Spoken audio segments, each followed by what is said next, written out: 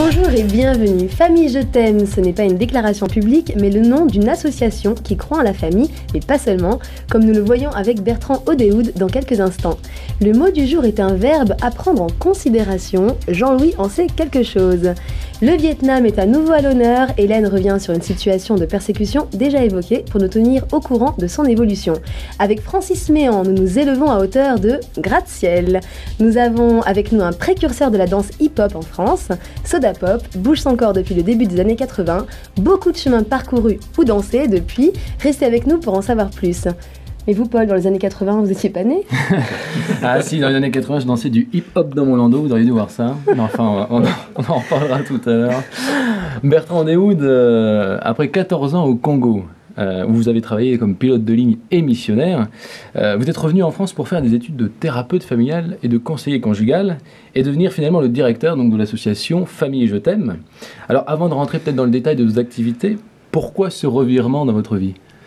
En fait, quand je m'aperçois qu'au lieu de piloter des personnes d'un endroit vers un autre, je les pilote dans une autre direction, mais je les pilote toujours.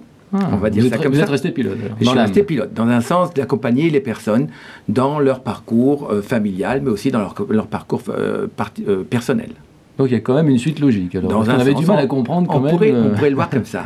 J'ai beaucoup aimé piloter des avions. J'ai beaucoup aimé être en Afrique aussi avec ma famille.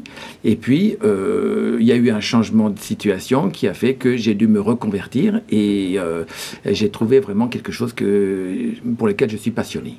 Ça n'a pas dû être facile de quitter le Congo, de revenir en France. Non, c'était tout un travail et une transition pas facile parce que c'est aussi peut-être une question d'identité. Je m'étais beaucoup identifié au travail de pilote et peut-être aussi un travail missionnaire que je faisais en même temps en Afrique.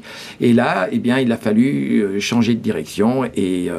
Mais ça s'est fait avec un peu de temps et un petit peu des sueurs froides aussi parce que quand on ne sait pas tellement où on va, on doit piloter aux instruments et rencontres, des week-ends ou des soirées à thème comme par exemple mieux communiquer ensemble, sur les conflits, on s'aime bien mais on se dispute. Je sais que ça vous arrive pas à vous, mais en tout cas généralement ça arrive. Mais moi ça arrive qu'avec ma co-animatrice. Mais là vous n'êtes pas mariés encore. Non. Dieu merci.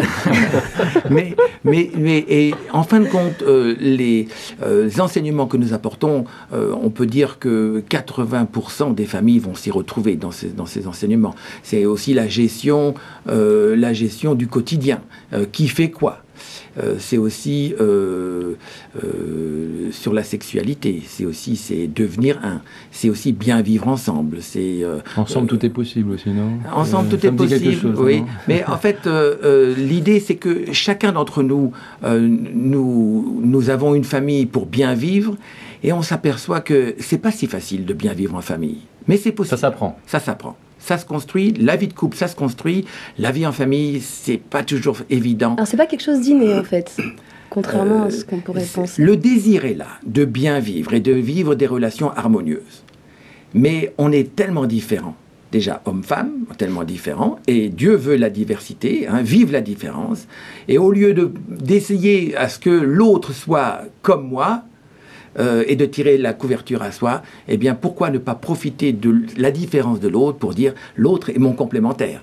Et en fin de compte, je serai augmenté par la différence de l'autre. Et ça, c'est vraiment extraordinaire.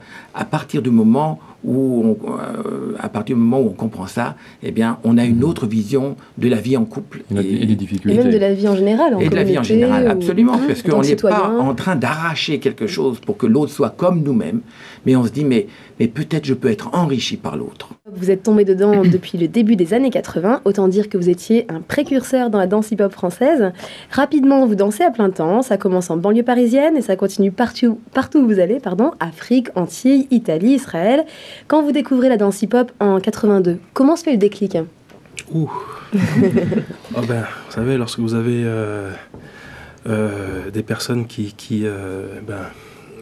vous montrent des mouvements que vous n'avez jamais vus, eh ben, vous êtes là, vous êtes immobile, vous êtes émerveillé, vous êtes transporté dans un autre monde. Et de là, arrêter vos activités et ne faire que ça, quand même, il y a dû avoir un coup de cœur. Ben, je ne me suis même pas posé la question, en fait. C'est que... Une évidence. Voilà, ça a été une évidence. C'est d'autant plus que j'étais quand même, à l'époque, réfractaire à la danse classique. Mhm. Et c'est en rencontrant des danseurs jazz rock, des danseurs de jazz de rue, que je m'y suis plus intéressé. Et à partir du moment où j'ai rencontré ces danseurs hip-hop américains, là, ça a été le déclic. Je ne me suis pas posé la question. Je les ai rencontrés, on a discuté. Je leur ai demandé, voilà, apprends-moi ça. Et c'est parti. Et vous étiez donc un des premiers en France à le faire, hein, à l'époque. Voilà, j'étais... Moi, dans mon landau, j'avais déjà commencé. On n'en parlera pas d'âge ici, ça va être. Alors, on va voir quelques extraits dans quelques instants. Vous collaborez avec votre épouse Christine, ex-danseuse à l'Opéra d'Hanovre, donc classique, elle, que nous avons reçue la semaine dernière. Alors, professionnellement parlant, comment vous mêlez vos différents talents ? C'est quand même différent, hip-hop, a priori en tout cas. C'est vrai, ce sont deux techniques complètement à l'opposé l'une de l'autre. Pourtant, il y a des bases, les bases en danse sont les mêmes. Hein. Vous savez, lorsque la structure du corps est la même, on peut utiliser le même type d'échauffement. D'autant plus que moi, j'ai quand même aussi une formation en danse classique, moderne, jazz, voilà. Donc, et c'est le hip-hop qui m'a amené à ça d'ailleurs.